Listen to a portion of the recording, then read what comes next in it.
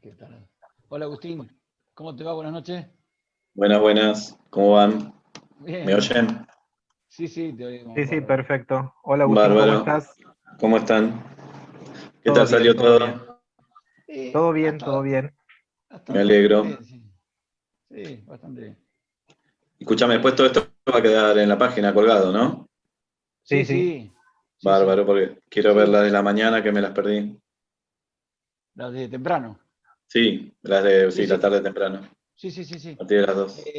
Tenés que esperar unos días porque como va a estar todo junto, primero lo procesa YouTube y después lo vamos a separar, ¿viste? Bien, Para... bárbaro. Leo, ¿dónde estás? Acá. No, sí, ya sé, pero no te encuentro. Ah, sí. No te encuentro para poner, para sacarte ahí, ahí está. ¿Está? Eh, no, pará. Bueno. Escúchame, Sí, ¿cuánto es el tiempo total entre conferencia y preguntas? mirá, Hasta ahora venimos más o más o menos menos una hora una entre las dos. hora, claro, una cosa así, pero Bien, manejalo, Agustín, o sea, Manejalo como como vos vos quieras. quieras, Agustín. bien, dale, No hay problema por eso. bárbaro. ¿Sí? ¿Y qué tal la participación? ¿Fue cambiando a lo largo del día? Sí, va cambiando en función de estamos ahí saliendo, va cambiando en función de los intervalos que hay Presentado. entre charla y charla, Mm, pero va bien, va bien. me alegro. Sí, sí. Sí, aparte que hay Bárbaro. gente que está trabajando y que la va a ver después y Sí, que probablemente este quiere. horario es mejor, Claro, sí, Sí, sí, sí. que se hace más sí, sí. tranquilo. Sí, sí, seguramente. Pero bueno,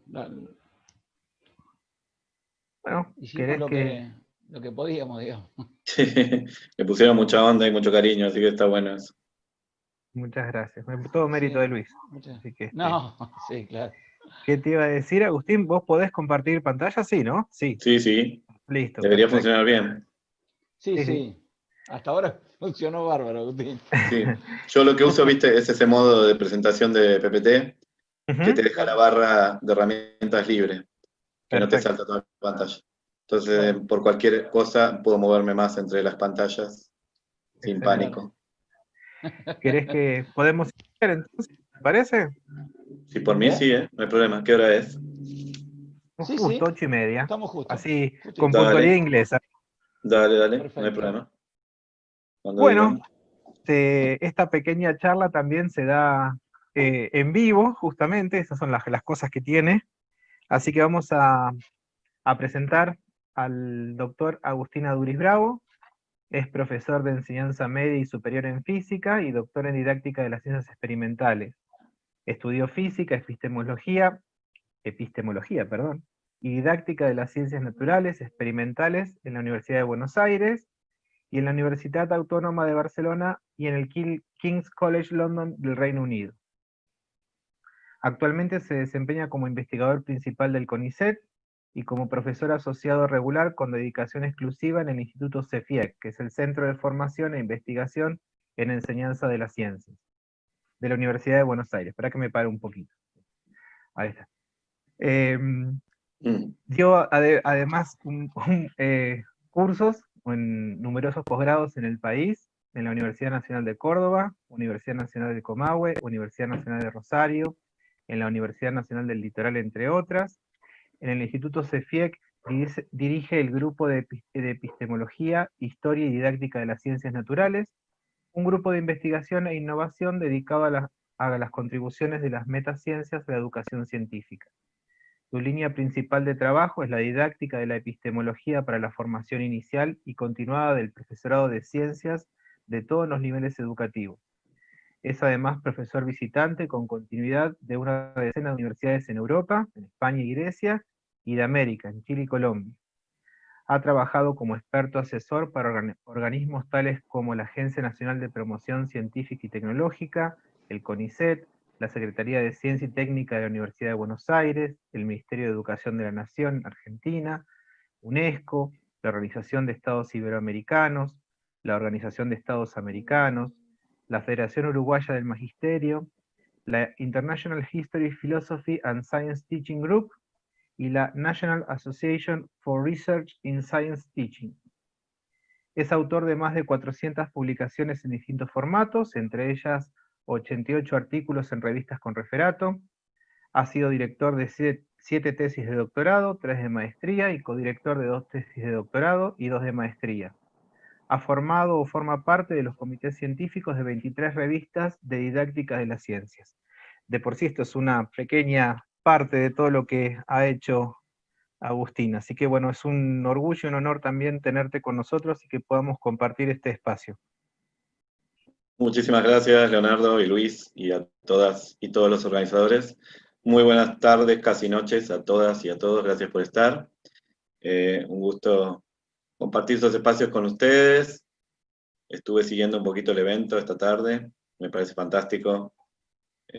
La organización, el entusiasmo, el cariño que ponen para llevar propuestas interesantes, renovadoras y de calidad al profesorado de nuestra región.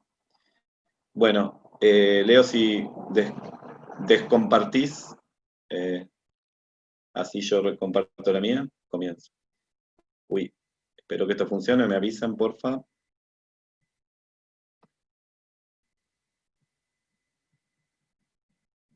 Ya podés. Ahí va, ahí va. Compartir. ¿Ya apareció?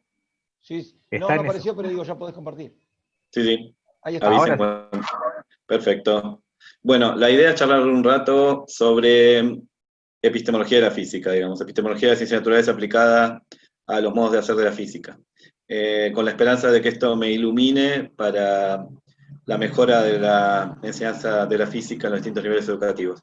Voy a poner bastante foco en el nivel secundario superior y en el nivel superior universitario y no universitario, y en realidad van a ver, y después se puede discutir al final, que el subtexto también es mucho la formación inicial del profesorado de física. Aunque vamos a hablar de aulas de física, de distintos niveles educativos, en realidad estoy dirigiéndome más bien a la formación de formadores, a la formación inicial de profesores y profesoras de física en los distintos subsistemas que tiene el país. Vamos a ver si funciona bien el avance de diapos. Bueno, mi tesis de partida es que estamos, o estaríamos todos de acuerdo que hay objetivos muy ambiciosos, muy utópicos, muy de largo alcance y de largo aliento, planteados en torno a lo que podríamos llamar una educación de calidad para todos y todas, y estos se especifican en física, dándole un lugar a la vez humilde y humanista, pero ambicioso y central en la formación de los chicos y chicas, adolescentes y jóvenes. Y entonces mi tesis es que esa formación de calidad, esa educación genuina, esa alfabetización científica de calidad, necesita epistemología.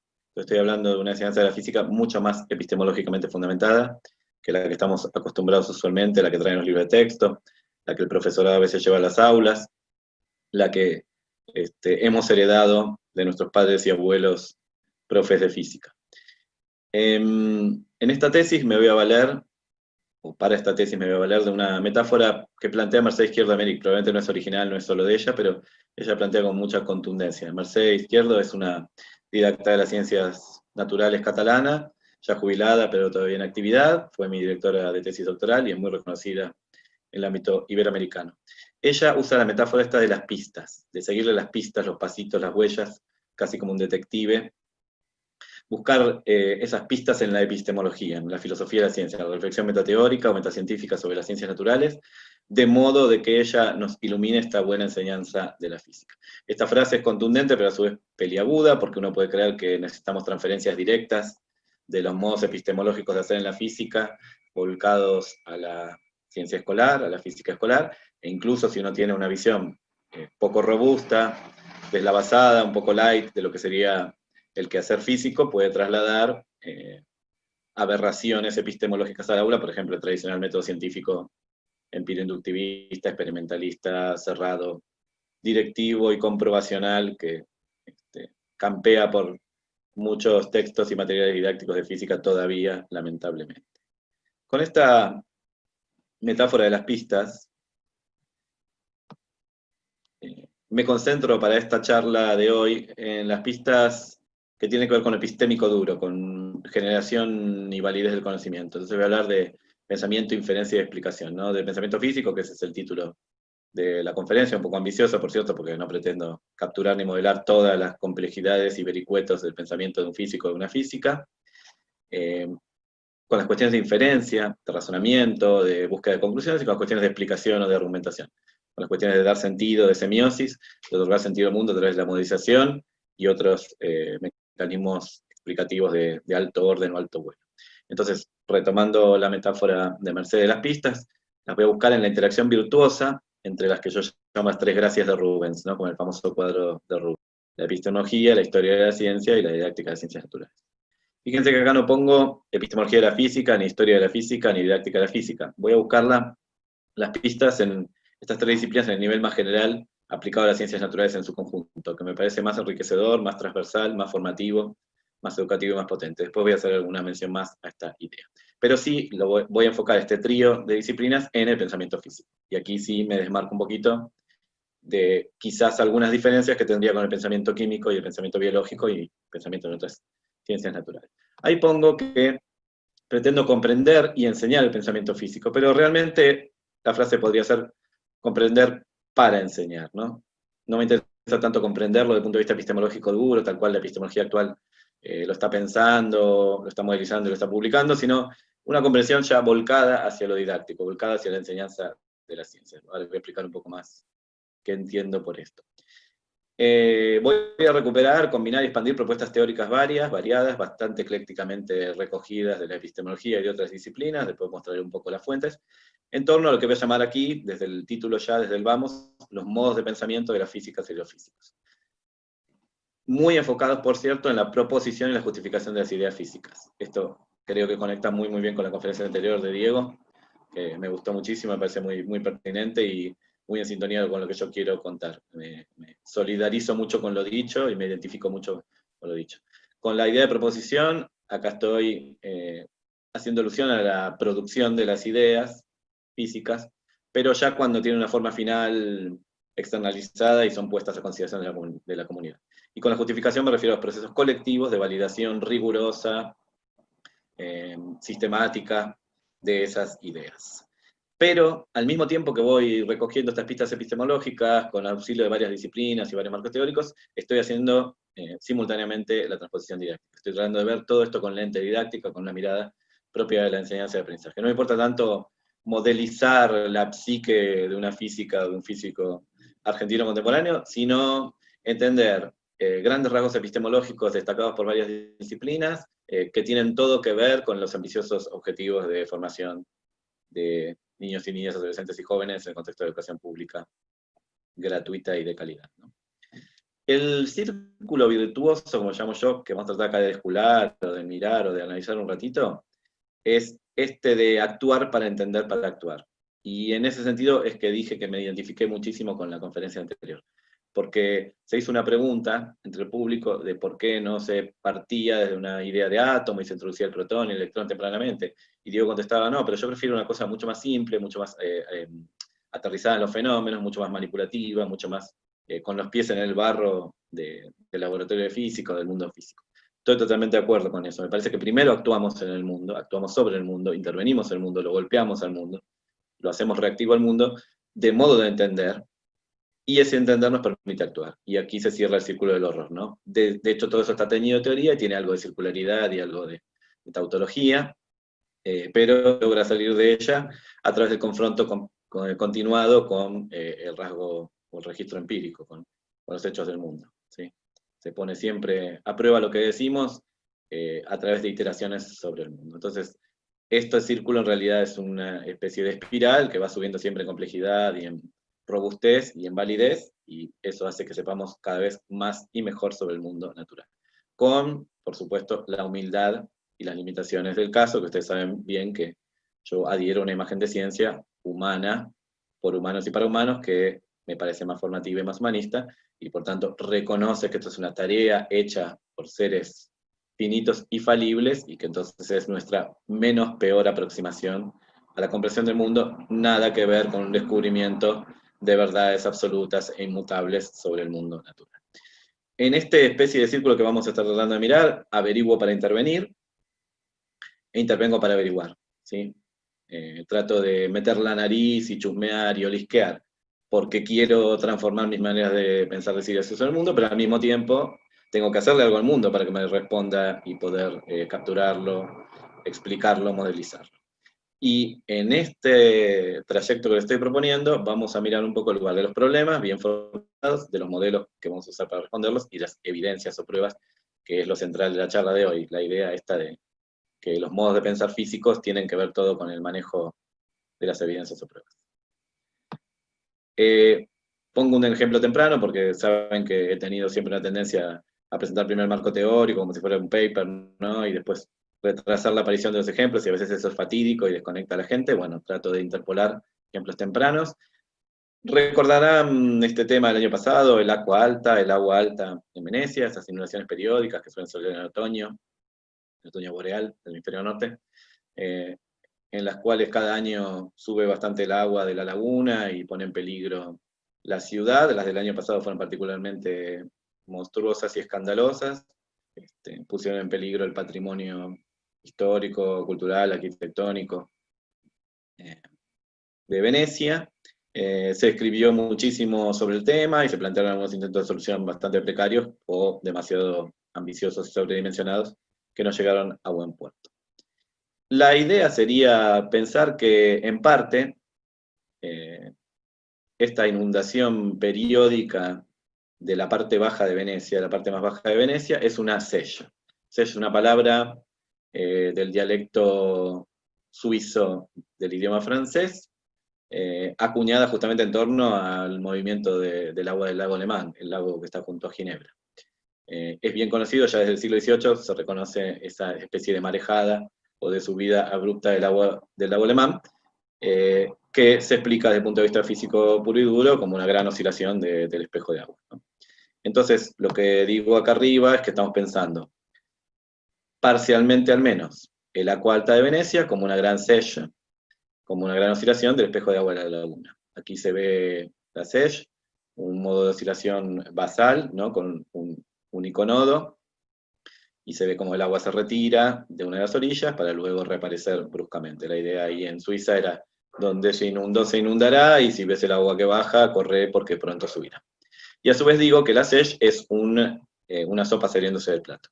Quien tiene alguna experiencia meseril o garzoneril sabe que correr con platos de sopa o tazas de té no está muy recomendado, no solo por la primera ley de Newton, por el hecho de que si uno se detiene con demasiado poca sutileza, el líquido tenderá a seguir su camino y terminará explayado en la cara del comensal, sino por algo distinto a la primera ley de Newton, que tiene que ver con las interacciones.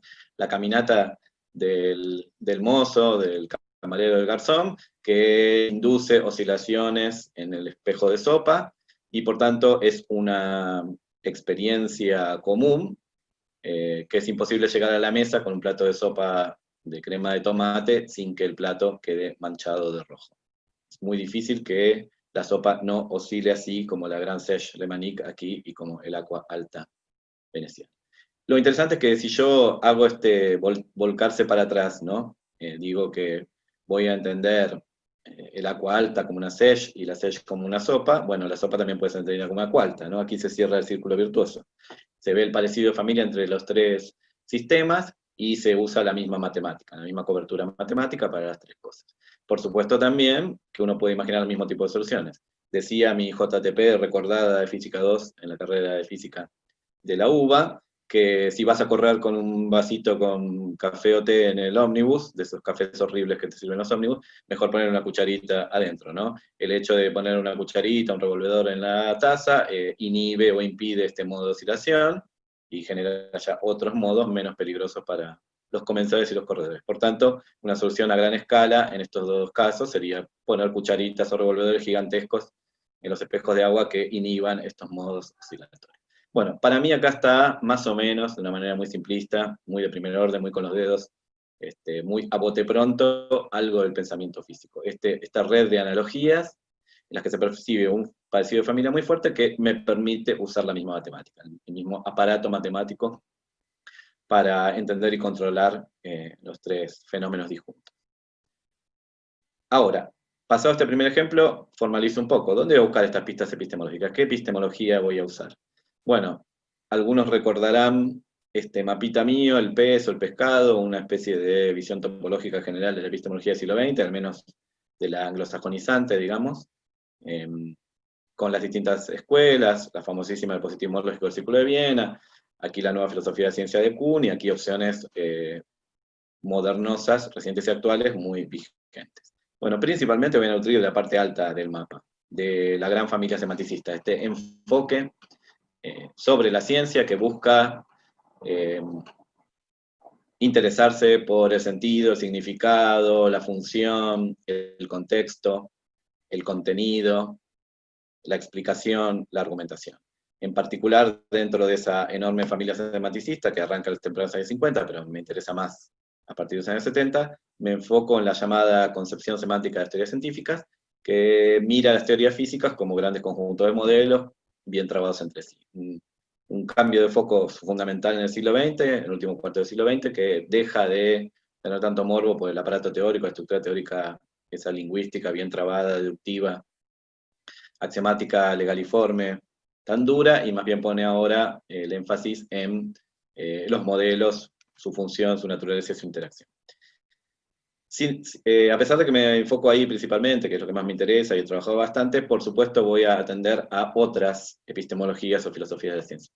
Me interesan contribuciones también recientes y actuales, últimos 50 años o 40 años, la filosofía neoanalítica, heredera de esta larga tradición positivista, que ha estudiado de manera bastante formal la inferencia, el razonamiento, el discurso, y la epistemología postcuniana, heredera de esta nueva filosofía de ciencia historicista, contextualista, humanista y sociológica, que abre mucho más el contexto a los factores coadyuvantes, al entorno político, social, económico, lingüístico, religioso, cultural, que enmarca la producción de ideas científicas.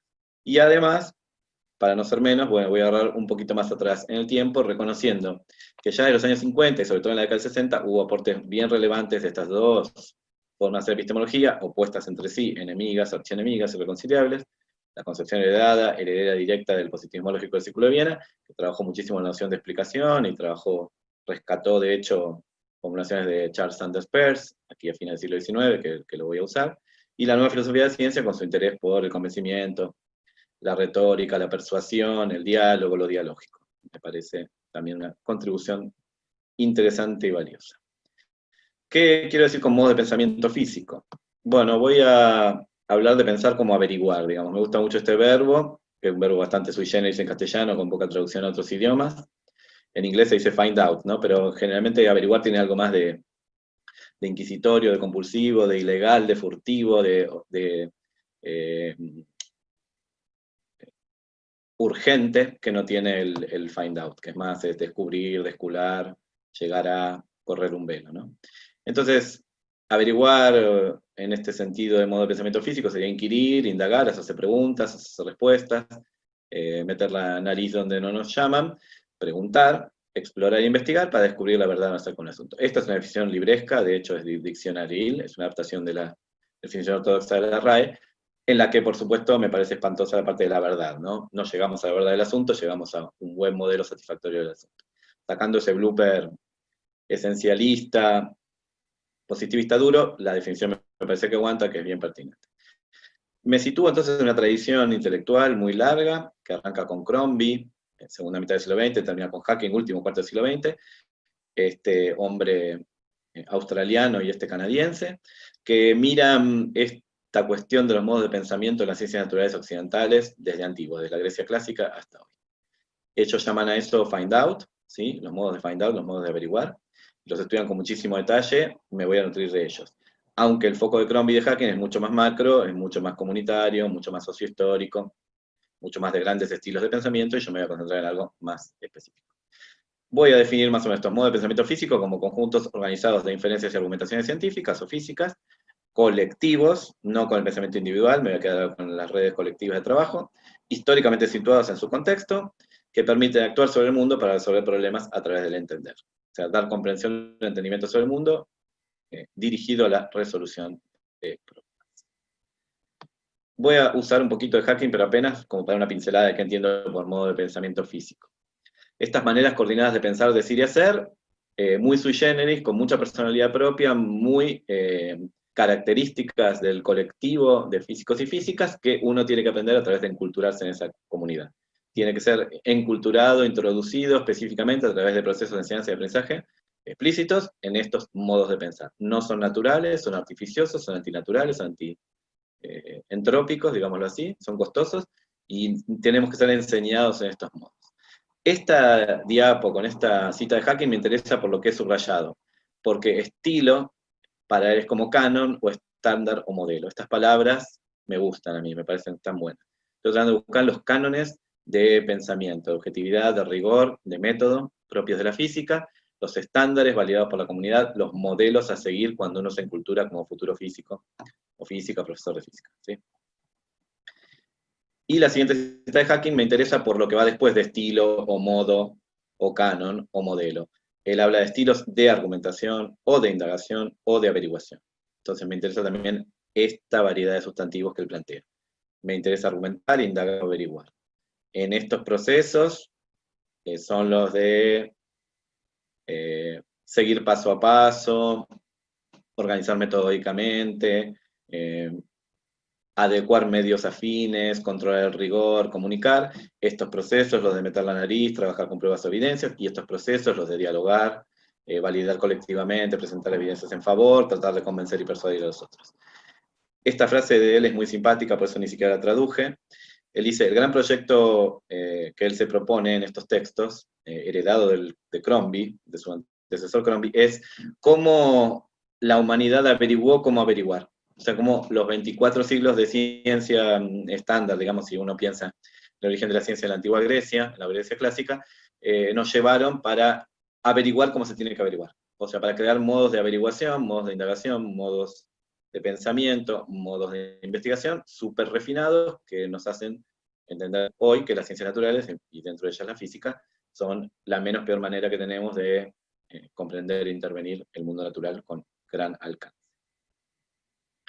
Como les digo, me muevo de Hacking y de Crombie, que me parecen marcos muy macro, muy gigantescos, muy comunitarios, muy sociohistóricos, y me meto más en marcos didáctico, cognitivo, epistemológicos. Entonces aquí están algunos autores que me interesan: Jerome Brunner, psicólogo constructivista de la posguerra, de la segunda mitad del siglo XX, estadounidense; Howard Gardner, que trabaja en el proyecto Cero de Harvard; Walter Fisher, que trabaja sobre argumentación y abducción, igual que Anton Lawson, que es del campo de la didáctica, con fuerte impronta psicológica; y Mercedes Izquierdo, de nuevo, en didáctica.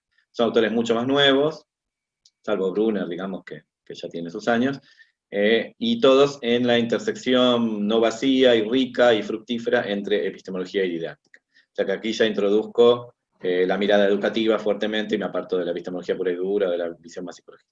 Y además cruzo esto con mi interés investigativo, trabajo mucho en mi grupo de investigación e innovación, en torno a las historias de la ciencia, a las narrativas con uso educativo, a la reconstrucción de escenarios históricos donde se produce conocimiento físico para enseñar mejor, sobre todo para la formación inicial y continuada de profesorado de física. Básicamente esto de averiguar, resolver problemas, modelizar, trabajar con evidencias, lo encontramos en muchas formas del pensamiento o actividad humana. No es privativo de la física en todo caso le pone un constreñimiento, un corset, una organización social refinada que hace que estos procesos sean más vigilados, más arquitrabados, más pulidos que en otras actividades humanas, y sobre todo mucho más que en el sentido común, que los usamos de manera más deslavazada, despeluchada y superficial. Entonces reconozco esta tendencia al averiguar, a resolver problemas de la búsqueda de evidencias, en el trabajo no solo de científicos y científicas, de físicos y físicas, sino de detectives, policías, médicas, forenses y arqueólogos, ¿sí? Y también, por supuesto, en la vida cotidiana. Creo que lo que unifica estos campos, y de hecho habrán visto, y lo voy a retomar al final, que la analogía entre el físico y el detective es muy común, ¿sí? Esta analogía del buscador de pistas con lupas gruesas. Lo que unifica estos campos, creo, entonces, es este trabajo constructivo, reconstructivo, voy a llamar yo, hacia atrás, hacia la vuelta al pasado y ver los orígenes, sobre la base de pruebas o evidencias y poniendo a prueba rigurosamente las explicaciones.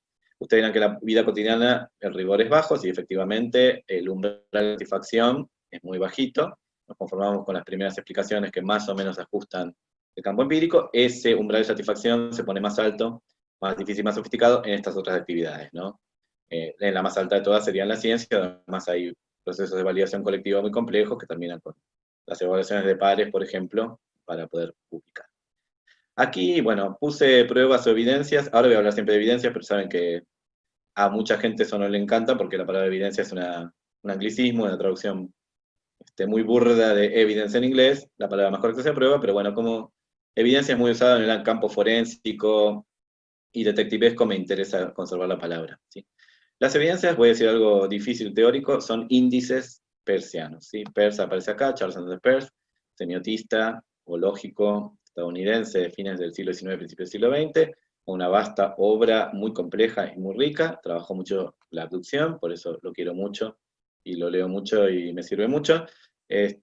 Habla de esta idea de índices, ¿no? Iconos, índices y símbolos, distintas formas de representarse el mundo, de sustituirlo, de traerlo al ruedo, de indicarlo. Y los índices son, por ejemplo, la relación entre humo y fuego, ¿no? Si veo humo, creo en fuego. Entonces, esa es la indicación, ese es el índice persiano.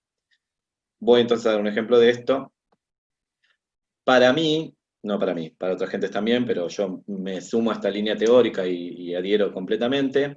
Los que llamamos resultados, así en el lenguaje laboratoril, la enseñanza de física de secundaria, incluso en la universidad, los resultados que yo experimento, los resultados de la observación, los resultados de la intervención física, indican, son índices persianos, ¿sí? Muestran otra cosa, nos hacen pensar en otra cosa.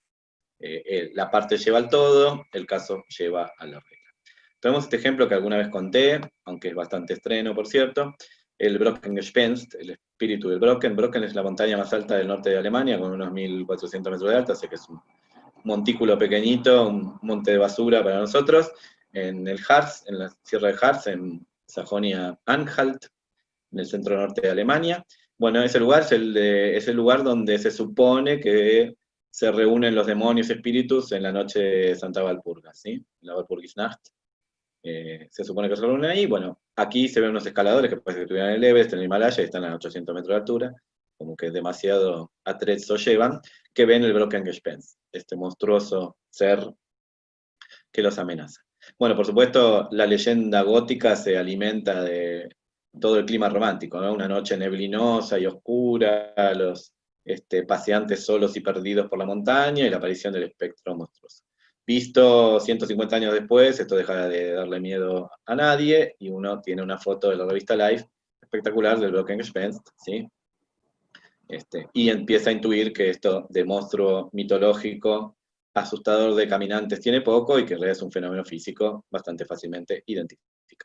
Como verán, es fácil de creer, y ahí es la idea de indicación y la idea de caso regla, que esto es nada más que la sombra, ¿sí? A contraluz de nosotros mismos sobre la neblina o la niebla densa, además distorsionada por la pérdida de perspectiva y distancia que hay en los bordes o en las laderas de la montaña. Entonces acá hay un trabajo doble de dar sentido a esto con esto y viceversa. Aparecen estos anillos de Ulloa, se llaman los anillos de Ulloa, que muestran que esto debe ser un fenómeno óptico relacionado con la neblina, ¿no? Agua, niebla, luz, arco iris, todo va indicando. Y acá aparece por primera vez quiero mostrar esta idea ejemplificada, esta idea de que intervengo para averiguar, para intervenir para averiguar, ¿no? Que el círculo se cierra sobre el horror mismo. Cuando yo sé que esto no le da miedo a nadie, que es un fenómeno óptico común y corriente, visto en muchas más montañas, bueno, entonces puedo simularlo, y acá hay un Brockengespenst al uso nostro, barilochense, ¿sí? En alguna ruta de Bariloche se bajaban del auto e hicieron un Brockengespenst. Se puso unos muchachos adelante del coche y los faros, y logró esa sombra gigantesca y grotesca de sí mismo sobre la neblina densa. Entonces, ¿cuál es la indicación acá? La indicación es, bueno, esto se produce en la montaña, esto se produce en la nochecita, esto se produce con tales climas, esto se produce con los anillos de Ulloa, esto se produce como un gran monigote pero humanoide y así. Entonces me va indicando que debe ser una interacción extraña y fructífera entre luz, agua, sombras, bordes, distancias, etc. Bueno, lo central de estos primeros ejemplos, para mí, es esta relación caso-regla, que es la que quiero explotar en la conferencia de hoy. Así que lleva a la cuestión de razonamientos ampliativos, tipo analógicos deductivos, que no son objeto de la conferencia de hoy. Los voy a dejar aparte, hoy me voy a concentrar en este pensamiento físico caso regla. Entonces, me interesan los modos inferenciales y argumentativos, sacar información nueva a partir de la vieja y convencer a otros de que mi sacada, mi ascenso de datos a conclusiones es sensato, es plausible y es fructífero. Voy a mirar eso en diferentes ejemplos, primero ubicados como cajas chinas o muñecas rusas, ¿no? En creciente grado de complejidad y sofisticación, primero muy descontextualizados, muy laboratoriales, y después ya más cercanos a la física pura y dura. Probablemente no llegue a la física pura y dura, porque conforme los ejemplos se hacen más complejos, se hacen más macabrosos para reconstruir, más aburridos para el público y más difíciles para mí, se me cae la física a pedazos, pero llegaré a uno suficientemente bueno como para que se entienda lo que quiero decir. Voy a recurrir, por supuesto, a la historia de la ciencia y de la física, hasta llegar a modelizar aceptablemente, robustamente, este pensamiento físico del cual estoy hablando. Empecemos con el pensamiento chismográfico. Contaba un profesor español de filosofía, esto es un hecho real, contado por él, que asistió a un hecho discordante, una pelea entre dos muchachos jóvenes y guapos en un vagón del metro de Madrid. Lo de guapos es importante, lo van a ver después, por una cuestión de sesgo cognitivo. Y lo interesante es que si recuerdan cómo es el metro de Madrid, de alguna foto o de haber estado allá, es el que luego se compró en Buenos Aires para la línea B del subte, disculpen la referencia Buenos Aires-centrista, es un metro, un subte gusano, en donde todos los vagones están unificados entre sí, por lo tanto uno puede estar a varios vagones de distancia de alguien, pero más o menos oír y ver lo que sucede. Bueno, este profe decía, yo veía a estos dos jóvenes peleándose, pero no alcanzaba a oír lo que se decían, pero vi que la discusión escalaba rápidamente, y estaba bastante lejos, así que intenté empezar a acercarme, y mientras tanto hipoteticé sobre lo que estaba sucediendo. La primera hipótesis de trabajo de este profesor, de este buen profe, es que era una riña de gallos por buitreo de novia, ¿no? Que alguno le había pisado la novia al otro, y se había armado tole-tole, ¿sí? Aguantame que lo reviento. Segunda hipótesis es que era una festichola, había habido una festichola, un botellón, como se llaman allá, cuando se toma alcohol en la calle, de mala calidad, y que estos venían entonados, ¿sí? De una de esas after office o pre-parties, matinés, y que empezaron golpe va, golpe viene. Para gran sorpresa de este profesor, que se sintió morir, cuando se terminó de acercar al fenómeno, de verlo en todo su esplendor, se dio cuenta de que era una discusión matrimonial queer, que estos dos muchachos estaban casados o eran pareja, y que estaban peleando por una cuestión doméstica, básicamente por las compras de la cena o algo parecido. Este profe cuenta, como corolario a esta modelización, que se sintió viejo y carcamán y facho, porque siendo que él es progre y de izquierdas y abierto de cabeza, y conociendo el hecho de que en Madrid los chicos se pueden casar entre sí, que el matrimonio gay está legislado, aún así no tenía disponible fácilmente este modelo, ¿sí? Y cayó en la trampa vil de suponer otro tipo de interacciones entre varones. Bueno, aquí se ve algo del pensamiento físico. Interesantemente, un físico, que no creo que se ocupe mucho de este tema, pero podría ser, se tiene que acercar furtiva y sigilosamente a la situación y evaluarla a través de fragmentos de conversación y de otros índices, la ropa que llevan, el peinado que traen, el hecho de que eran jóvenes y guapos según el mito, etc., ¿no?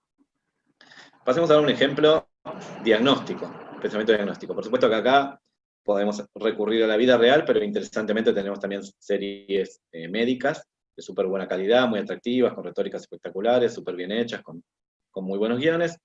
Particularmente Doctor House es un festival para la didáctica de las ciencias, una cantidad de material de buenísima calidad. Recogí este episodio de la temporada 4, que se llama Ugly, en el que un muchacho tiene una malformación en la cabeza y va a operarse al hospital, a quitársela. Aquí se ve un fotograma en blanco y negro porque el nudo o el intríngulis de la historia es que se está filmando un documental para la tele, y es la tele la que va a pagar la operación del muchacho, que no tiene medios para costeársela. Entonces siguen al Dr. House y su equipo por todos los vericuetos y entresijos del diagnóstico.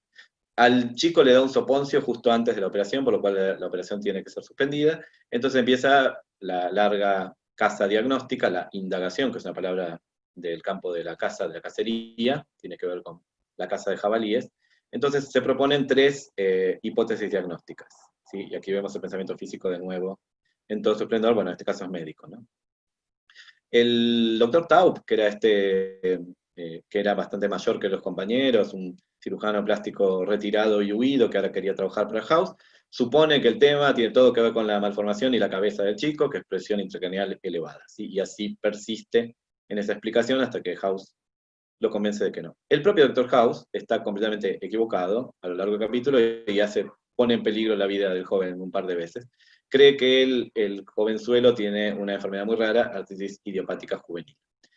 Y por último, la que da con la hipótesis correcta, o más correcta, más adecuada, la que va a sacar al chico del brete y le va a permitir operarse, es 13, la nueva empleada en el departamento, que dice que lo que tiene el muchacho es la enfermedad de Lyme, ¿sí? Una consecuencia severa de la picadura de garrapatas. Está mal escrito acá, eritema tenía que decir. Bueno, el nudo de la cuestión está en que no se ve el rash cutáneo, no se ve la erupción cutánea que es típica de esta enfermedad de Lyme, pero esta 13 descubre que en realidad el rash siempre estuvo debajo de la pelambre del muchacho. Entonces al muchacho lo operan y ven el eritema migrans ahí debajo del cabello. Aquí aparece de nuevo la indicación. El eritema indica la enfermedad de Lyme. El eritema en el resto del cuerpo había sido pensado como si fuese acantosis nigricans, otra condición de la piel que no tiene nada que ver, entonces eso apuntaba hacia acá. Por eso trabajo con índices, es peliagudo y difícil, y tiene que ver con apuntar hacia el lado correcto, ¿no? Siguiendo con la sofisticación, vamos al pensamiento detectivesco. Saben mucho ya, de haberme visto en charlas anteriores, haber leído mis escritos, que me interesa particularmente la analogía del pensamiento científico al detectivesco, que he trabajado con novelas policiales clásicas, y en particular con Agatha Christie, y dentro de ellos muy en particular con La muerte en el Nilo. Acá ven un spoiler total, una primicia absoluta.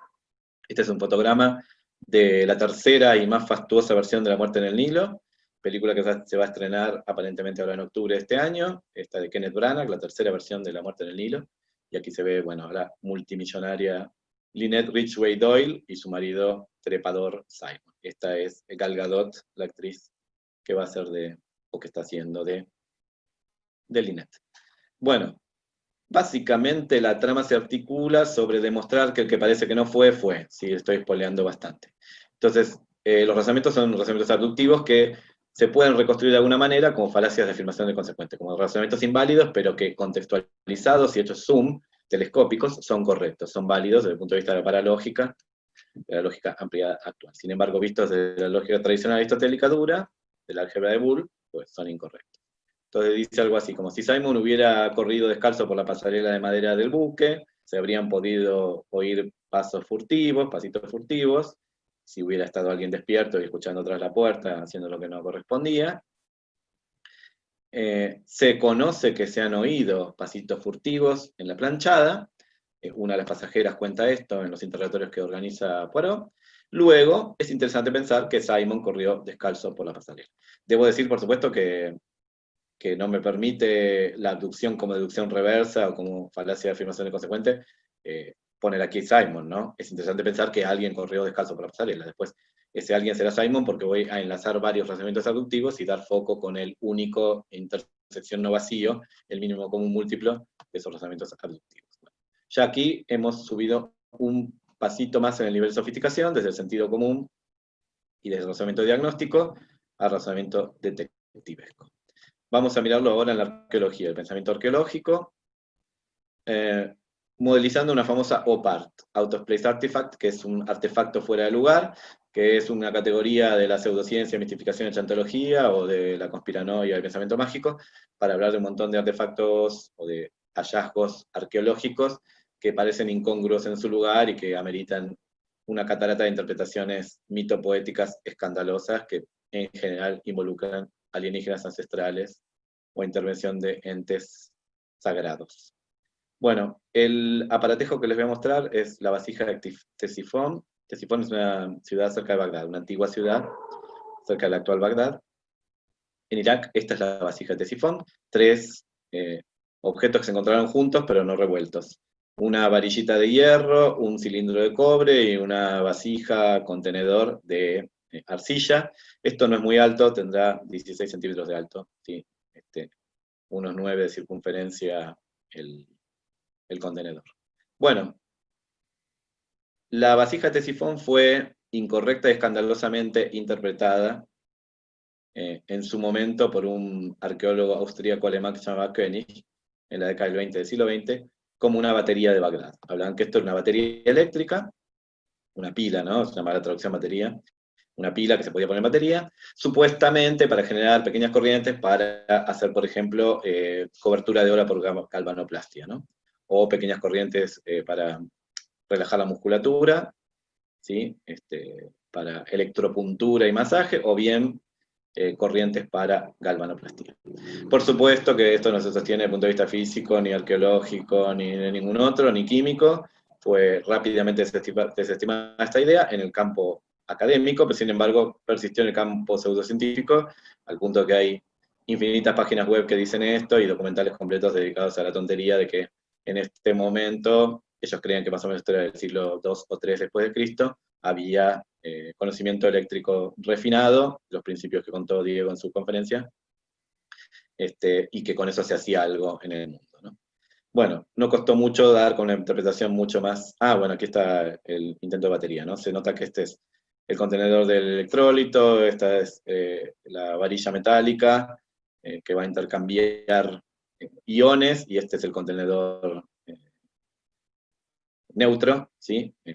Aislante, aquí se ve cómo se reconstruiría el artefacto como batería, con el electrolito puesto por aquí, el tapón aislante, y una salida para cables que pudieran conectar las distintas pilas en batería.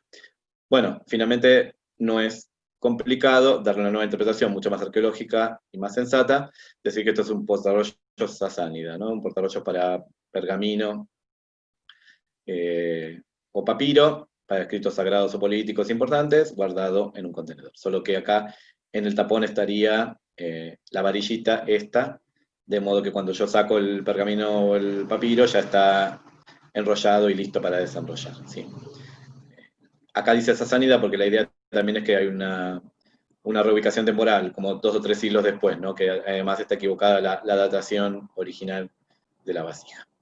Bueno, por último, pensamiento reconstructivo. Me interesa muchísimo este ejemplo. ¿Cómo se pasa de un conjunto de huesos espeluchados, que no son estos, esto ya es una reconstrucción espectacular, ¿sí? Un clasto, a estos animatronics para películas de horror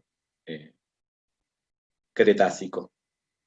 Bueno, del conjunto de huesos espeluchados al animatronic del Cretácico se pasa básicamente de 2 maneras. Con infinita imaginación y talento, estas personas tienen mucha imaginación y talento, y con un montón de disciplinas.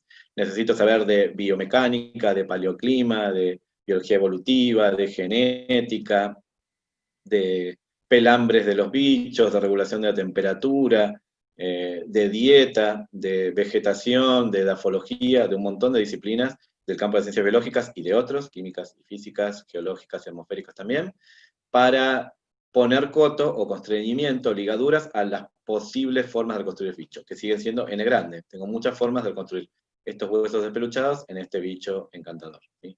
Y entonces lo único que hacen todas estas disciplinas es acotar el espacio de fases por el cual se puede mover el dibujante, el reconstructor, el animatrónico, para crear el bicho. Este pensamiento reconstructivo también es típicamente físico.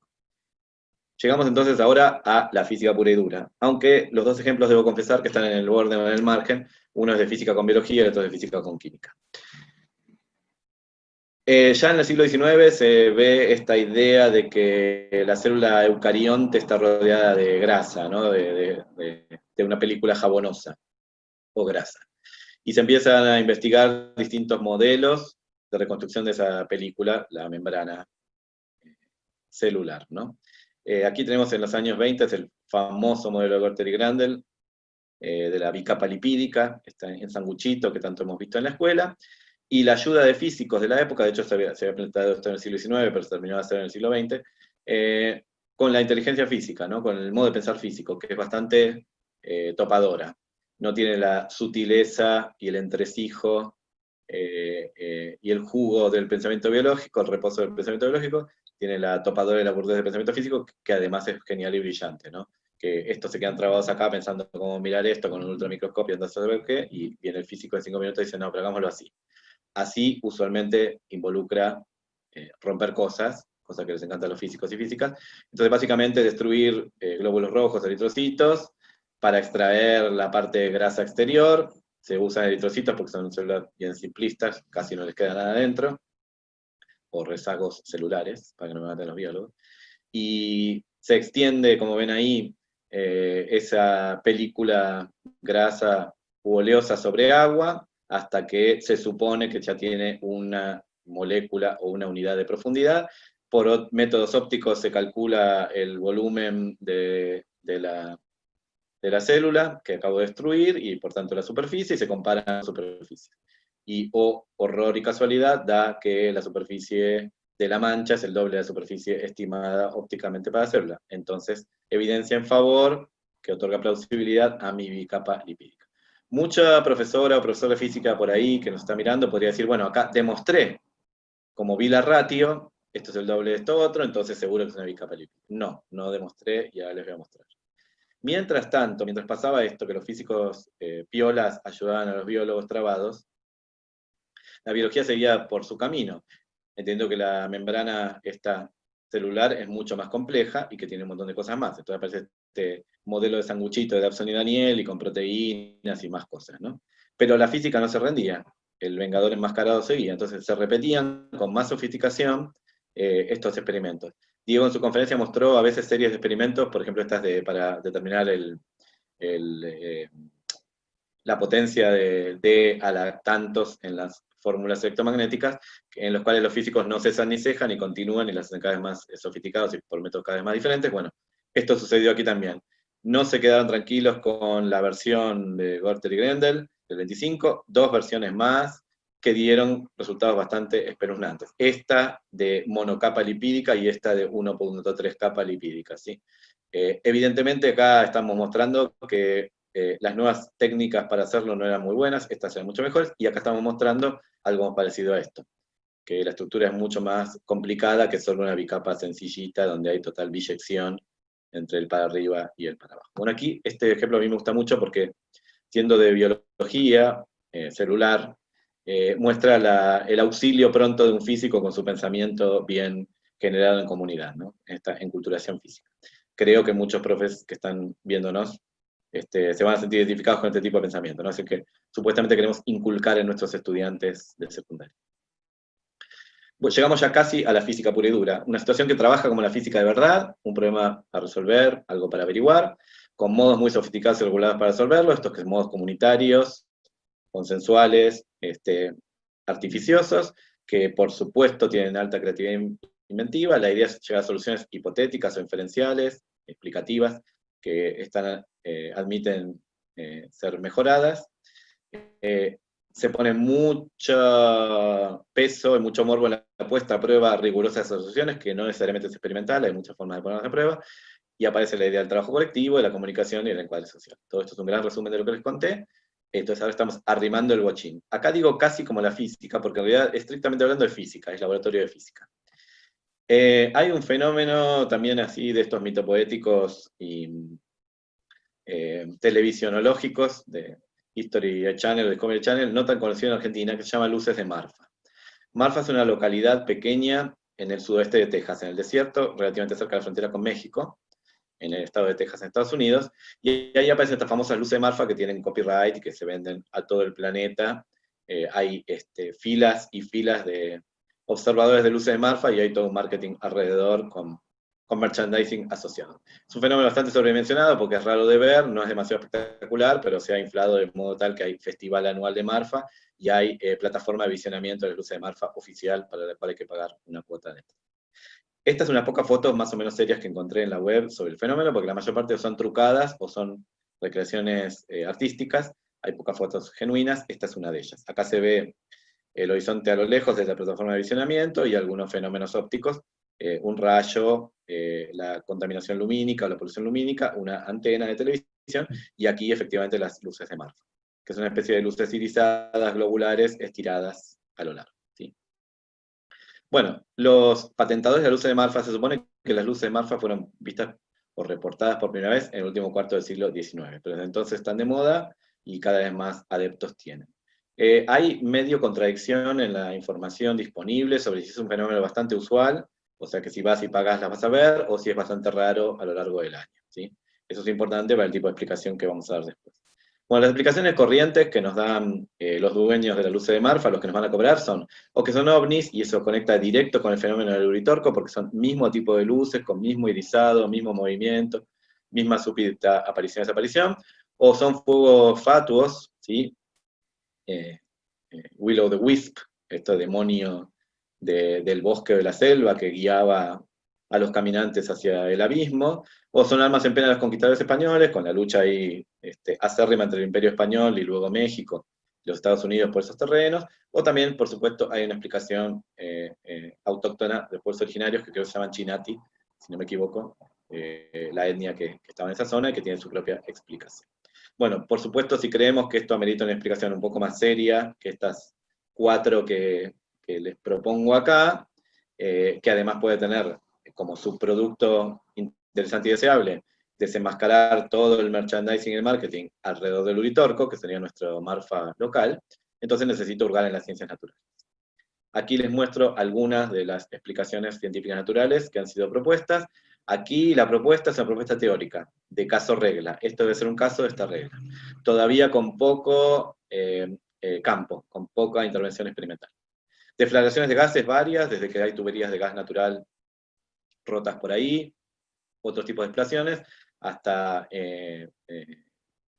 estos ignifatus, estos fuegos fatuos, que son deflagraciones de gases de pantano, el famoso fuego de San Telmo, que de fuego no tiene nada, estas luces eléctricas que se producen en las puntas, como en los mástiles de los barcos, bien conocidas por los marinos. Hay un relato famoso de Cristóbal Colón, que vio un fuego de San Telmo llegando a América. Fenómenos atmosféricos variados, tipo Brockengespenst, como les conté antes, o muy probablemente Fata Morgana, que es un tipo, o Hada Morgana, un tipo de espejismo, ¿sí? Aquí les muestro. La idea de espejismo que nosotros conocemos es la del espejismo inferior, ¿no? Que la luz parece venir de más abajo de donde viene realmente. Este espejismo inferior, provocado por distintas capas distintamente calentadas de aire, muy propio de los desiertos o de las tiras de asfalto supercalientes, es el que nos lleva a ver las manchas famosas de aceite en la ruta. Cada tanto se produce algo completamente opuesto, por gradientes de aire más frío, un espejismo que se llama superior, en donde los rayos parecen venir de más arriba que el objeto que los está emitiendo, al revés de los espejismos usuales Mirage o Oasis, ¿no? Entonces, aquí una foto real, espectacular, de un Fata Morgana en el lago Superior en Estados Unidos, ¿sí? Aquí se ve un buque y su imagen reflejada y suspendida. A menudo el buque está demasiado lejos y hay neblina, por lo cual no se ve, con lo cual se ve solo la imagen reflejada y suspendida, que da sensación de castillo de hadas, y por eso el nombre de Fata Morgana, de Hada Morgana, que era la de Caballeros de la Mesa Redonda y el Rey Arturo. Bueno, entonces probablemente, muy probablemente, las luces de Marfa sean fatamorganas de luces de coches y fogatas, ¿sí? ¿Por qué dije que esto era casi física? Porque, bueno, los estudiantes de física de la Universidad de Texas se fueron en excursión a mirar las luces de Marfa y a desmantelar, debunk, que dicen en inglés, la explicación mitopoética. Entonces, estas son las premisas con las que trabajan. La Ruta 67, una de las más importantes de Estados Unidos, no es la 66, por cierto. Atraviesa el área y es visible desde la plataforma de visionamiento. La frecuencia de luces y aparición de las luces correlaciona totalmente con la frecuencia de tránsito vehicular en esa ruta, que es muy movida. El movimiento de las luces en línea recta es correspondiente a ese tramo, que también es recto. El grupete de jóvenes físicos estacionó un coche en la ruta 67 y a través de handy, de teléfono celular, se comunicó con el grupo de visionamiento, y haciendo juegos de luces vieron que se repetían como luces de Marfa en la plataforma, y registraron el paso de un coche, el adelantamiento de un coche por delante del coche experimental que estaba parado, que se vio como una luz de Marfa sobrepasando a otra, ¿sí? Con todo esto se puede colegir, arguir que esta es una explicación más que robusta. Cubre la generalidad. No interesa una por una todas las luces Marfa vistas, sino tener un mecanismo explicativo general.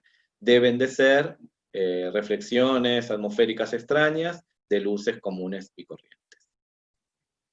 Llego entonces ya a la física pura y dura, pensamiento físico famoso.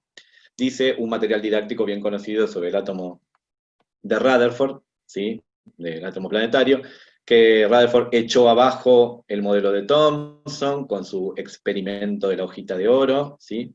O de la lámina de oro, y demostró demostró, horror, que el átomo tiene un pequeño núcleo pesado. Bueno, me aparto totalmente de esta explicación que me parece un espanto, pero el mismo material didáctico dice, fíjense que acá terminaba, diseñó un experimento que usaba las partículas alfa emitidas por un elemento radiactivo como sondas para el mundo no visto o invisible de la estructura atómica. Esta parte es genial, y con esta sí me amigo. Entonces, el pensamiento físico es lo chiquito en lo grande en lo chiquito, lo lejos en lo cerca en lo lejos, lo lento en lo rápido, y así sucesivamente. Entonces puedo, de alguna forma, usar partículas pequeñitas cuya estructura no conozco para entender la estructura de otras que tampoco conozco. Esa es la gran belleza circular del averiguar para intervenir, para averiguar para intervenir, que tienen los experimentos de Rutherford o de Geiger y Marcel. Que yo estoy usando partículas alfa, que se supone que tienen constitución atómica o nuclear, para averiguar cuál es la constitución atómica nuclear, ¿sí? O sea que hago un enredo del cual no puedo salir, pero porque supongo que la partícula alfa se va a comportar por mi intervención como un punto cargado muy rápido y no me importa su estructura, y sí me va a poder permitir desvelar las complejidades o riquezas estructurales de los átomos de oro que estoy compartiendo. Si puedo llegar a pasar. Y ahora un último modelo un poquito más completo.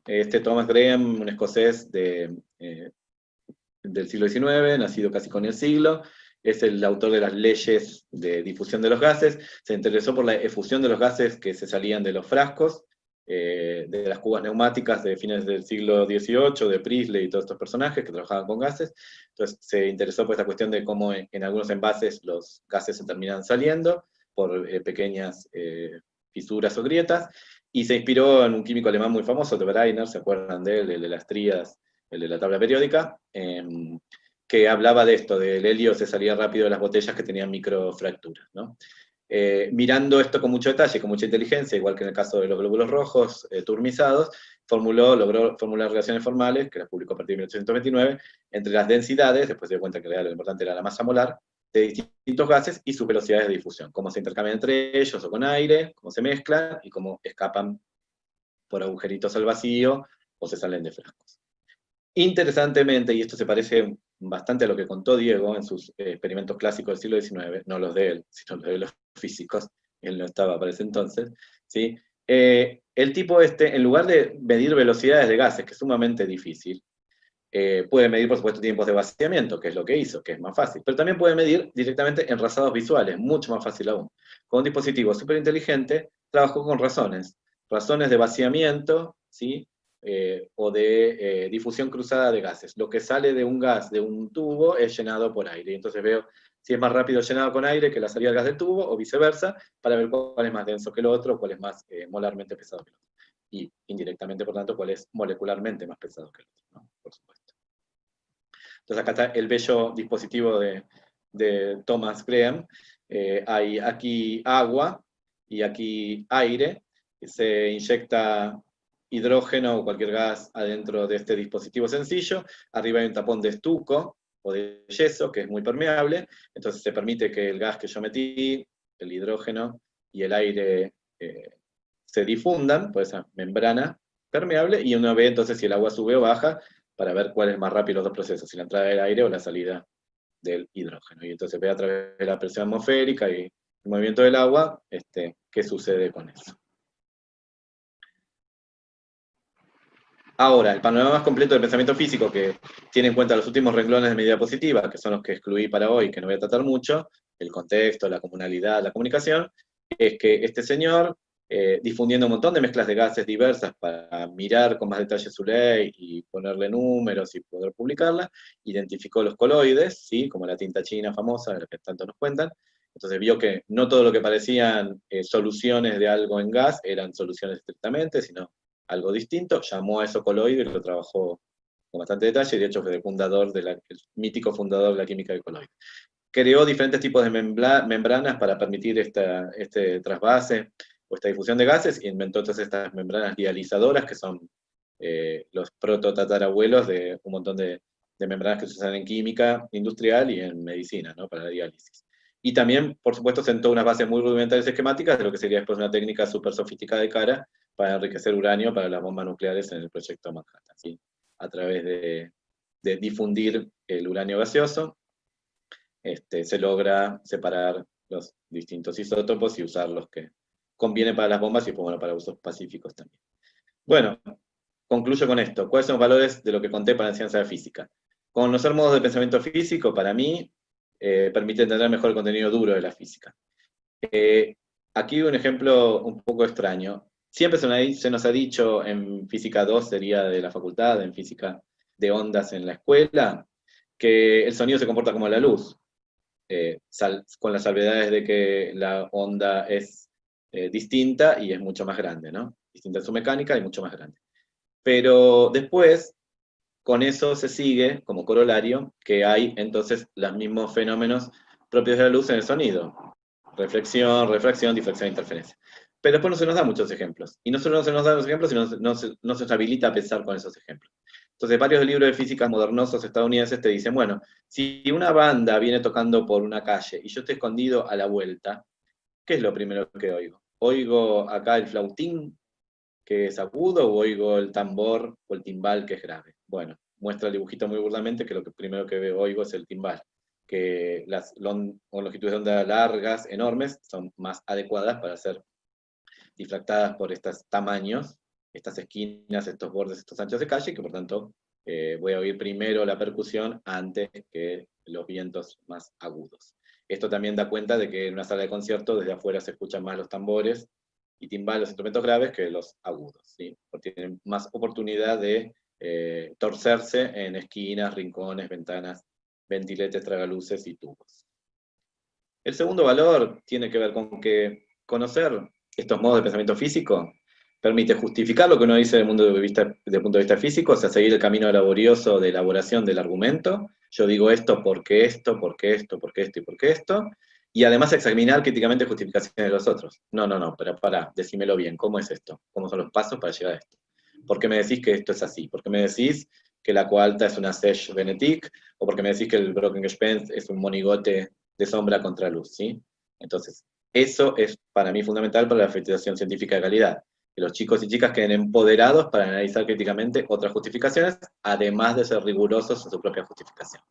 Fíjese que lo primero, justificar rigurosamente, los profes siempre lo buscamos, lo segundo no tanto, que sean capaces de examinar justificaciones difundidas en medios masivos de comunicación sobre la calidad y cantidad de nuestro conocimiento científico. Aquí puse un ejemplo desafortunado.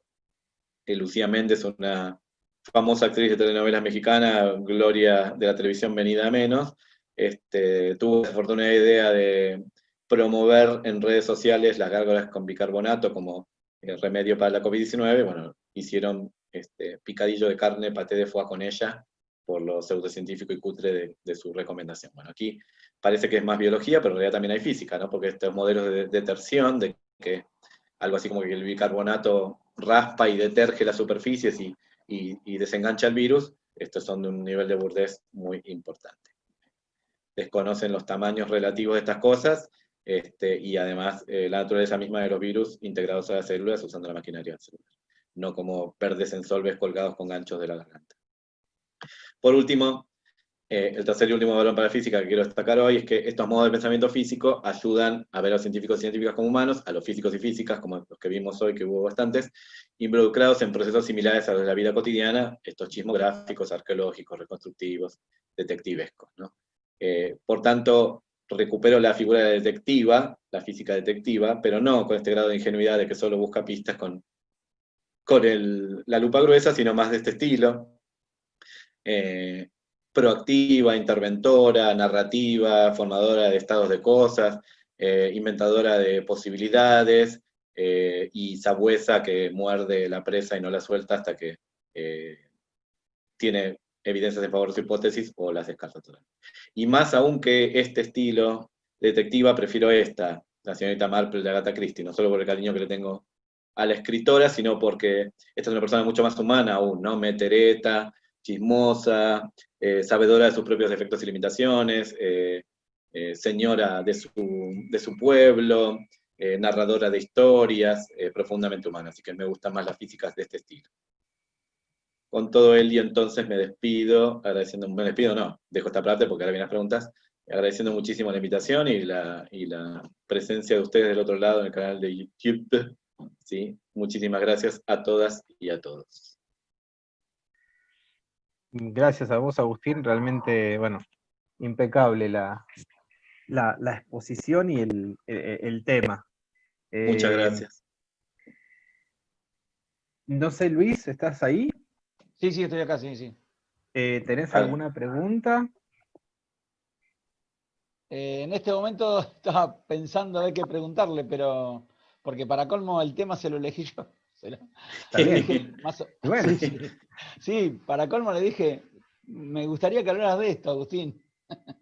Como dice un querido colega mío, este Frankenstein se activó en tu tormenta. Así que hacete cargo. Sí, literalmente. claro. Yo pensaba, sobre todo en la última diapositiva, justamente eso, la imagen de la niña con lupa frente a la imagen de la científica rígida y con la cámara último modelo y con su uniforme ahí intimidante, antes que vos pusieras a tu preferida.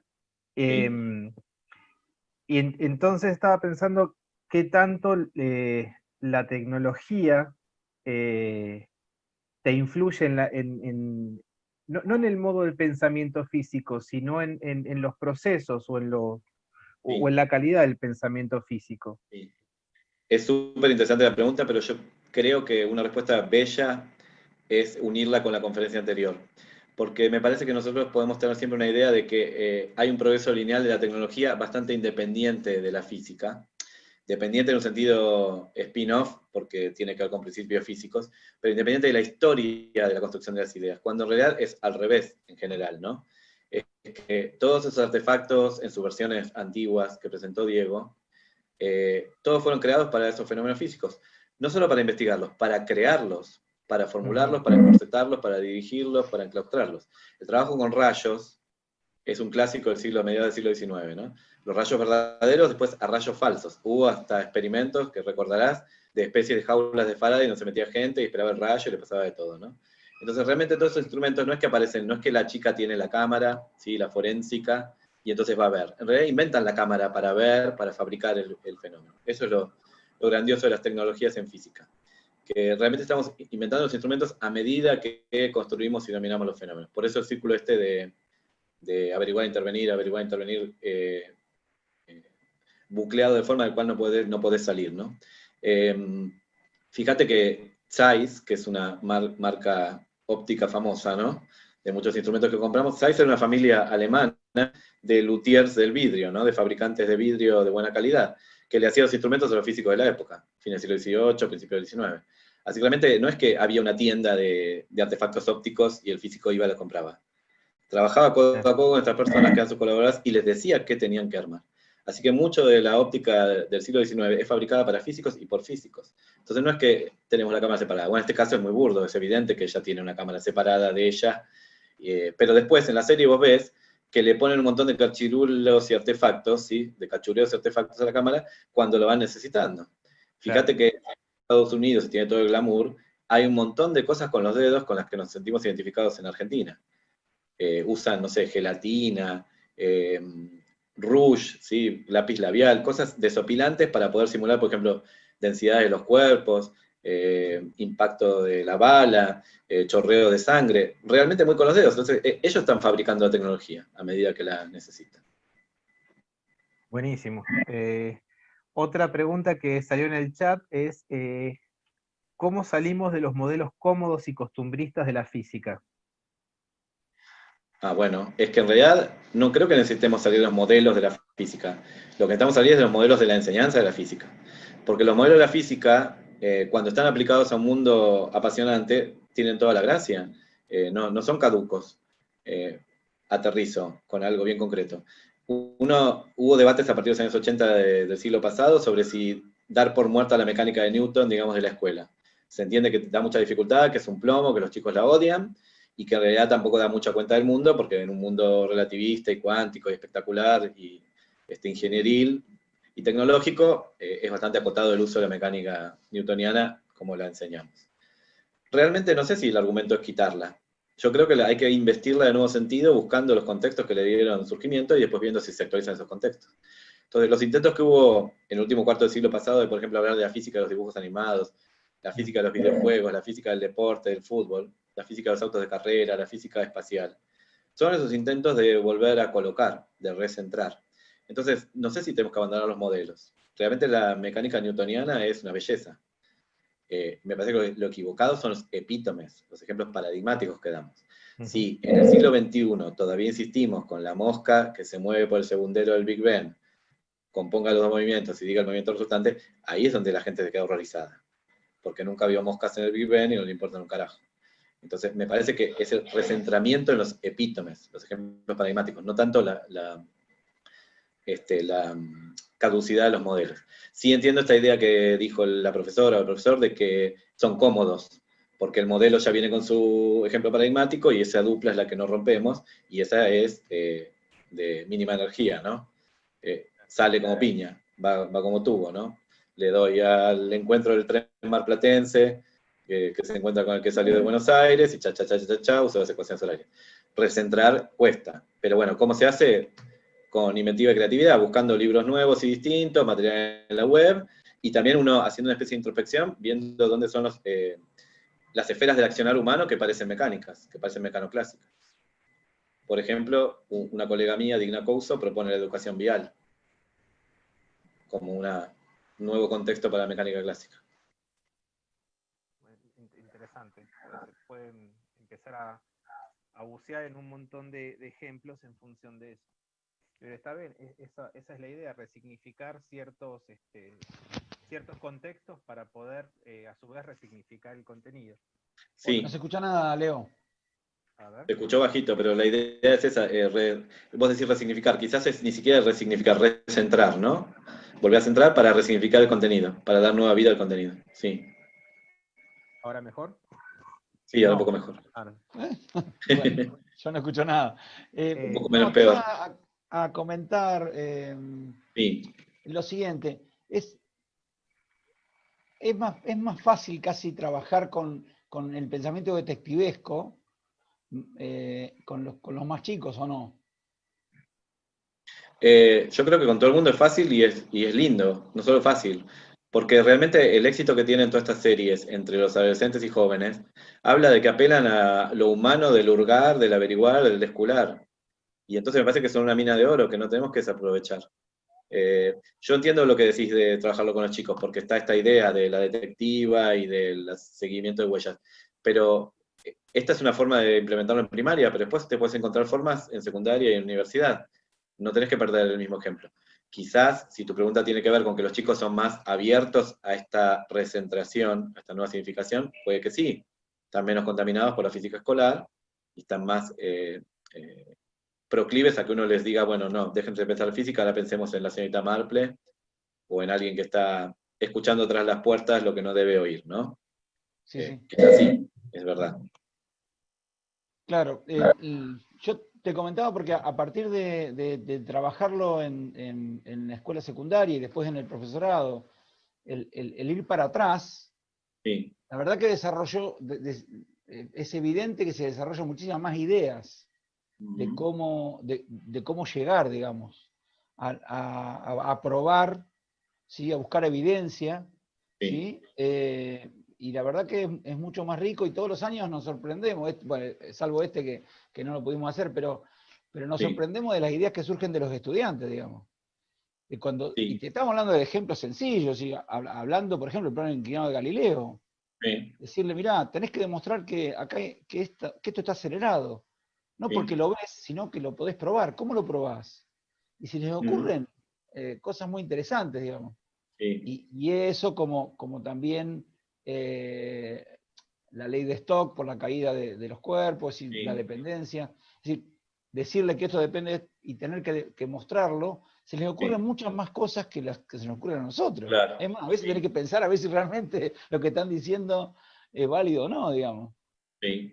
Es interesante el ejemplo que das del plano inclinado porque hay un profe famoso, Paolo Palmieri, que es ítalo-estadounidense, que es un historiador sobre Galileo muy brillante, uno de los más famosos que hay. Él dice que probablemente, aparte de esto de que él contaba con el pulso y ponía rayitas y todo esto, está la idea de que ponía campanitas en el camino de la bola que descendía, pero también dice, debe haber habido más que eso.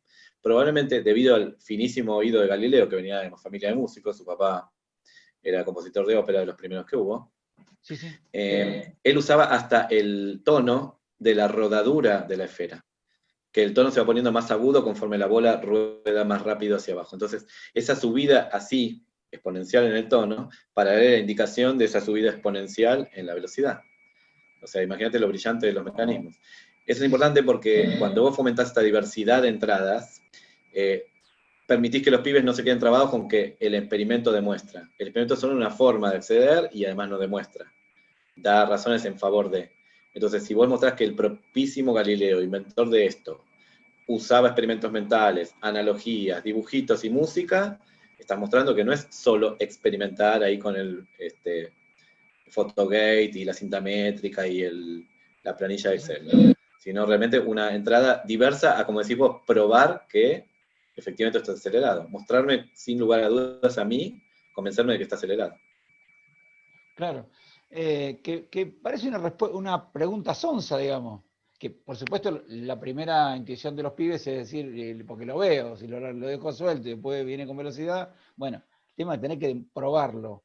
Y probar habilita. Lo que no me daba cuenta, porque, digamos, vos lo llevás a un nivel un poco más allá, digamos, con otras formas de ese pensamiento físico, un poco más sofisticado.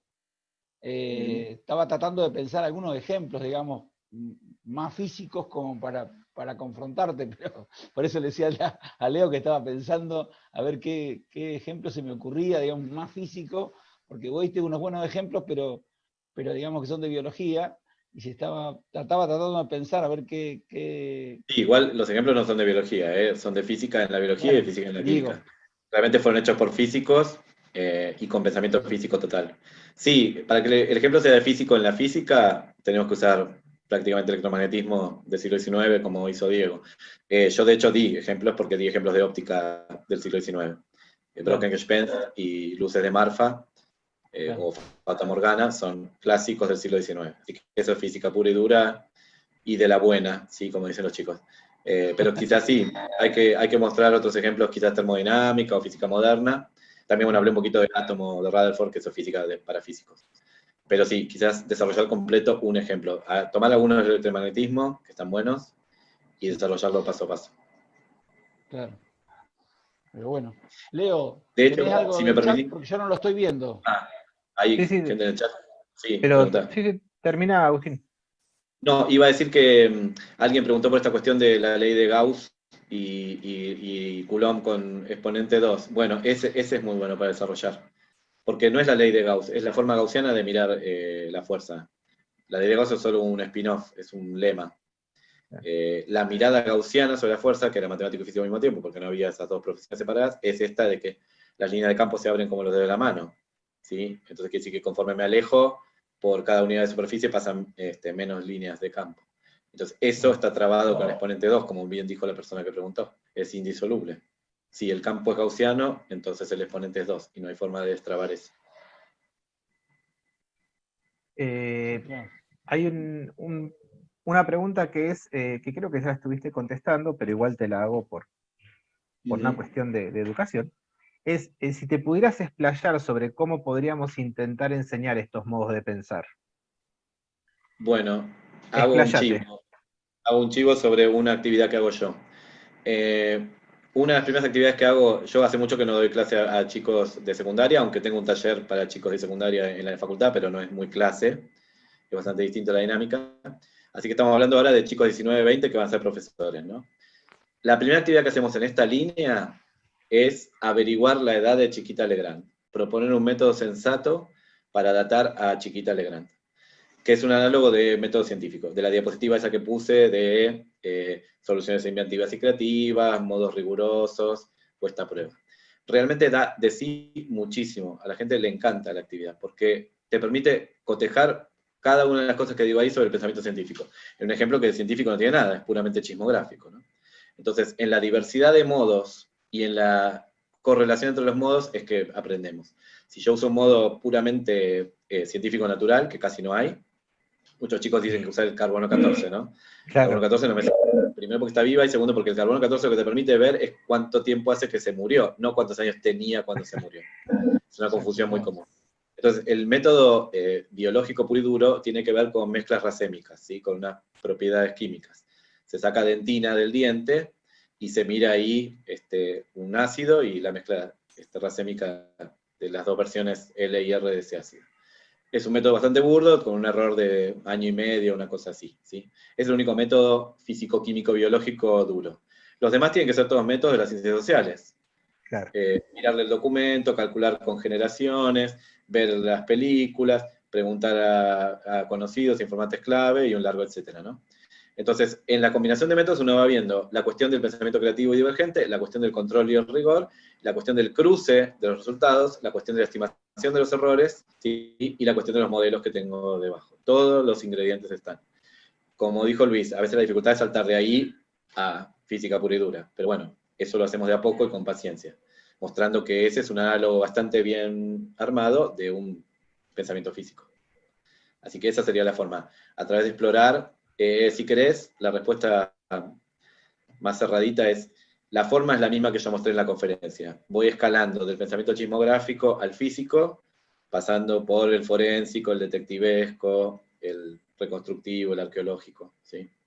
En contextos sacados de información densa de buena calidad de la web. Sí, sí. Y la otra pregunta que parece es, ¿qué lugar tienen las preguntas desde tu mirada? Fundamentalísimas, porque la pregunta te permite la adecuación medio-fines. Recordar siempre cuál es la pregunta es lo que te permite volver al sentido. Te voy a poner un ejemplo muy burdo. Nosotros en la escuela muchas veces creemos que estamos haciendo preguntas, pero en realidad estamos haciendo una subpregunta de la subpregunta de subpregunta que perdió la gracia y el conjunto. El ejemplo burdo que yo doy es cuando en clase de físico-química o introducción a ciencias experimentales usamos decocción de repollo colorado, ¿sí? De col lombarda, como indicador de acidez o basicidad, ¿no? Entonces parece que la pregunta es qué tan básico o ácido está el cosa y tal otra. Y en realidad la pregunta es cómo se indica el pH y qué significa él. Y en relación después con la vida, por qué los seres vivos son buenos indicadores de pH o las tinturas vegetales son buenos indicadores de pH y cuáles son los rangos de pH de lo vivo. Eso queda totalmente mascarado cuando lo transformo en experimento escolar.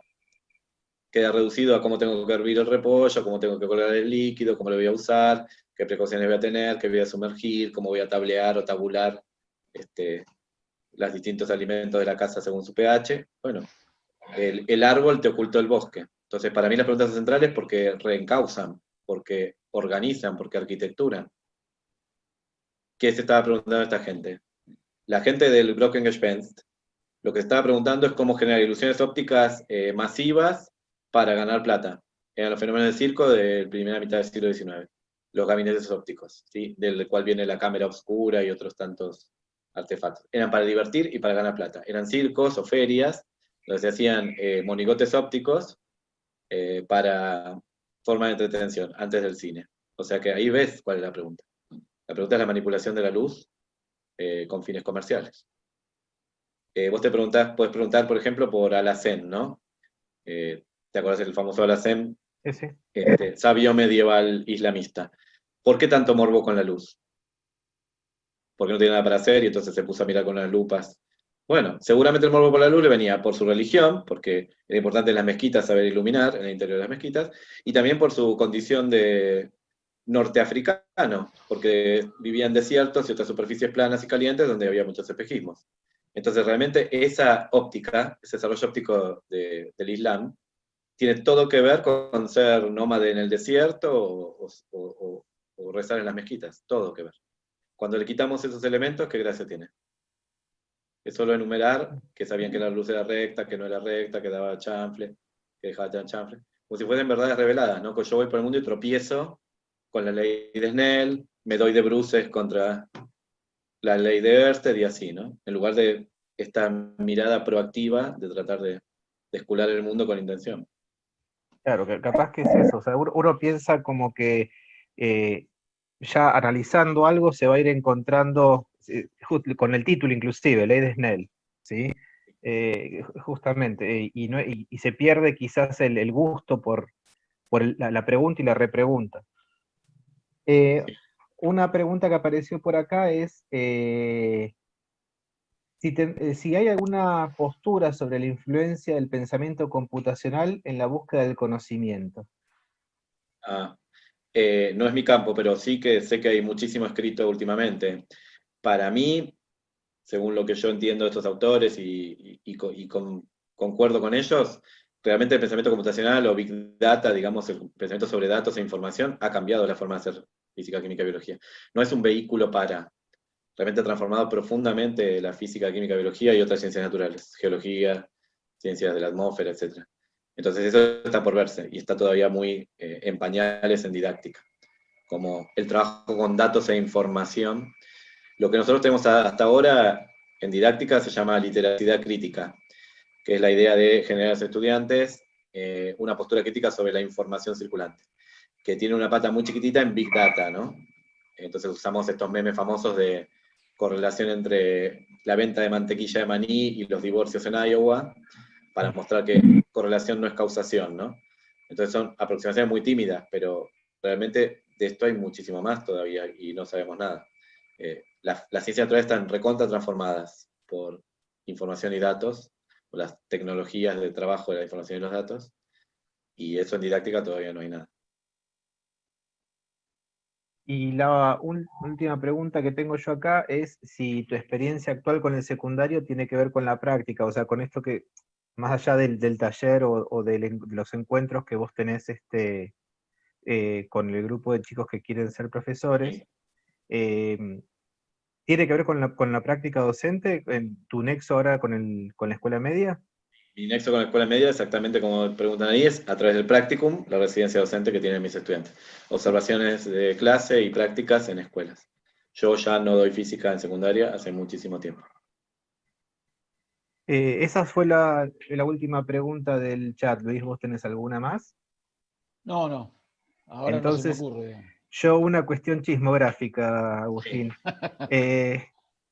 Hace mucho tiempo atrás, en algún momento se charló de que los físicos puros y duros todavía eran de un sesgo muy positivista y que a veces eso chocaba un poco con la formación de futuros docentes. Eso cambió, se ha dado un poco más de, de entrada en las facultades de física eh, a otro tipo de pensamiento como para el análisis de distintos abordajes a los conceptos, o sigue más o menos en la misma historia? Bueno, es una pregunta compleja con respuesta espinosa, porque yo creo que hay mucha más variedad y que algunos jóvenes y algunos no tan jóvenes han traído voces nuevas y más reflexividad y más interés, y por supuesto hay mucha más material de buena calidad disponible, porque hace 40 años un físico, aunque tuviera inquietudes epistemológicas, le era difícil acceder al material, salvo que estuviera muy decidido a hacerlo. Ujú. Ahora hay muchísimo más material y hay nuevas voces y miradas. Pero por otro lado, para matizar, el positivismo vuelve a estar de moda por el embate de la pseudociencia, la mistificación y la chantada. Entonces a veces es el refugio de confort, que el físico quiere cambiar en algunos aspectos, pero frente al horror de la viscosidad de las propuestas circulantes se acantona, bueno, no, la verdad que esto es un castillo con fundamentos sólidos, es un edificio grande, entonces eso nos hace mal.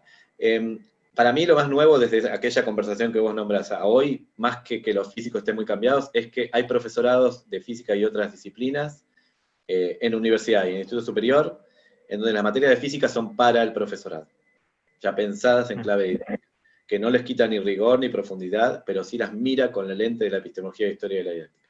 Y eso es muy refrescante. Y los profes que elaboran en esas materias necesariamente tienen que ayornarse y cambiar. Por lo menos interpelar. ¿Sí? Lo que Claro. Mercedes dice es, por lo menos te tenés que hacer la pregunta alguna vez de qué crees que es la ciencia y contestarla rigurosamente. Aunque tu contestación termine siendo positivista, por lo menos te tomaste el trabajo de explicitarla y de organizarla, que ya es bastante.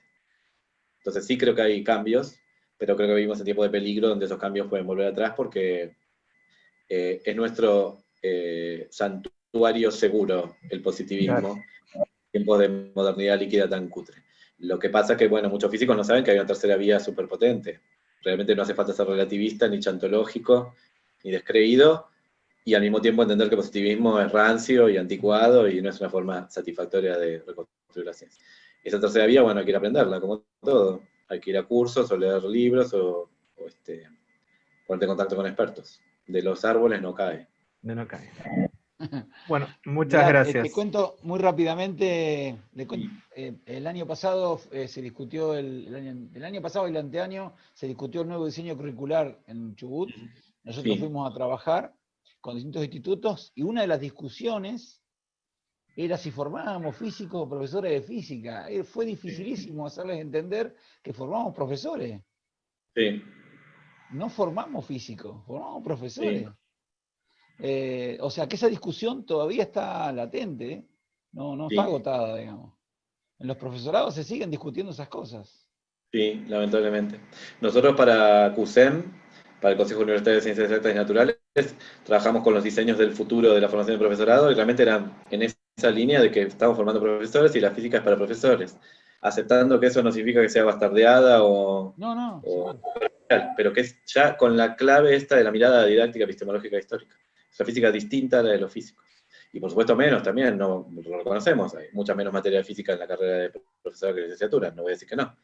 Pero las que hay se hacen con mucho rigor y mucha profundidad, pero distintas, realmente distintas.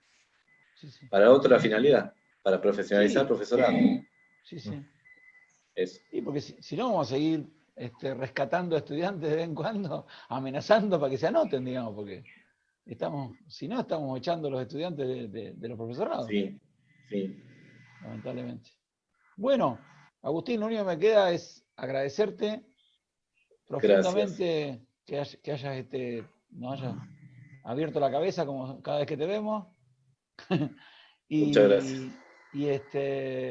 Y bueno, esperamos que el año que viene podamos hacer realidad que te veamos personalmente. Ojalá, ojalá, porque es un lindo lugar. Debo decir para finalizar que es el lugar donde yo nací en la didáctica de las ciencias, porque fue en el Lago Pueblo, en el campamento famoso, aquel, que conocí a Lidia Galagoski, que me abdujo al lado de la didáctica, así que le tengo mucho cariño al lugar y tengo muchas ganas de volver. Bueno, Buenísimo. muchísimas gracias. No, Muchas gracias a Y gracias, bueno, ustedes y a Agustín. todo el mundo que nosotros estuvo por nos ahí. vamos a Muchísimas despedir de la gracias. gente hasta No, mañana. por favor. Chao, Agustín. Chao, hasta Muchísimas mañana. No, gracias. Gracias. gracias. Chao, chao. Un abrazo.